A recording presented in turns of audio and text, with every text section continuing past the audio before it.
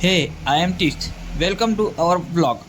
મોર્નિંગમાં પહેલાં મમ્મીને સ્કૂલે ઉતારીને ઘરે આવતો હતો ત્યારે ગાડીમાં પંચર પડી ગયું એટલે પહેલાં પંચર કરાવ્યું.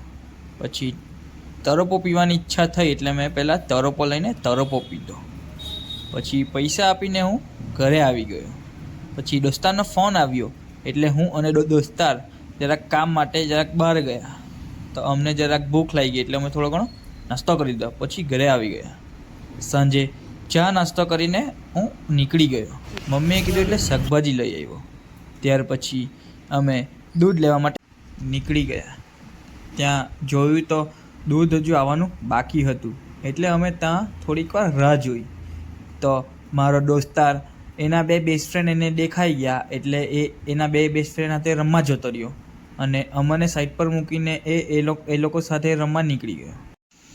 દૂધ આવ્યું એટલે દૂધ માટેની ઘણી મોટી લાઈન થઈ ગઈ. પછી દૂધ લઈને ઘરે આવ્યા તો સાંજે દોસ્તાર લોકો આવ્યા ત્યારે દીદીના લગ્નની સીડી ચાલુ કરી. એ તબિયત ખરાબ હતી એટલે હું દવા પીને શાંતિથી સૂઈ ગયો.